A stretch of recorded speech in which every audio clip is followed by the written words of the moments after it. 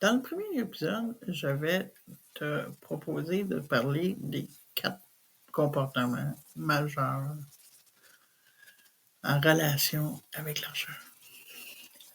Le premier, et non le moindre, qui est souvent le plus fréquent, c'est l'insécurité, aussi appelée la prudence.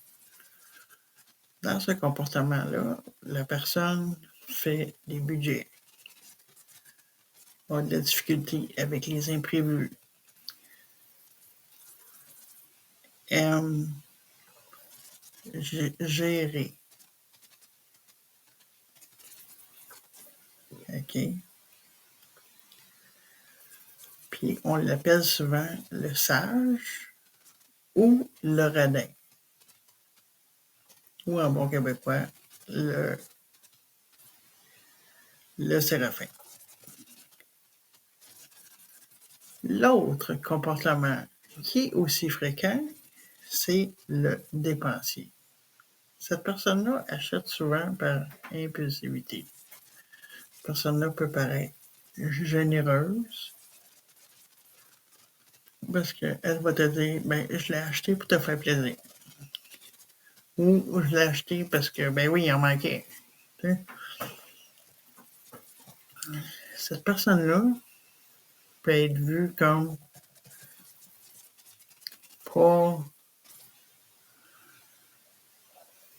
pas très adulte et en même temps, hey, c'est une personne qui aime risquer.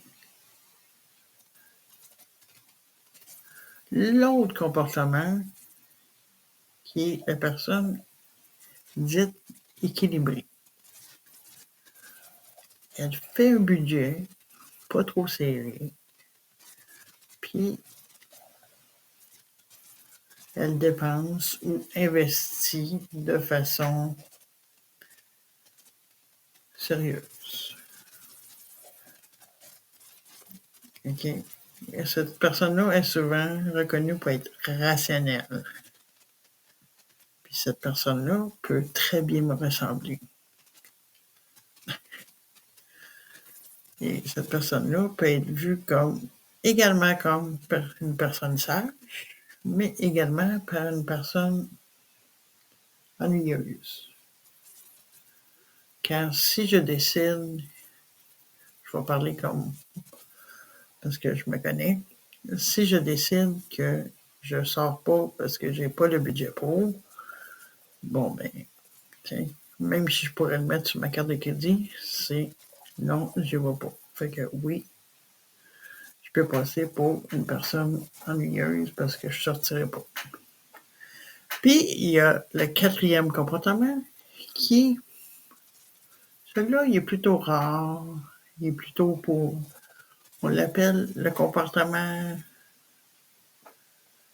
nonchalant, le comportement un peu, je m'en fous. Moi, j'ai de l'argent, j'en ai pas. Ma vie, c'est pas grave. L'important, c'est d'avoir du beurre sur mes toasts. Ce comportement-là il est plus rare, mais il est là. Fait que voilà pour les 4 comportements.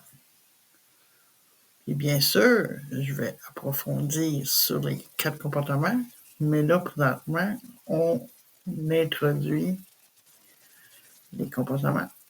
Puis les comportements viennent avec un historique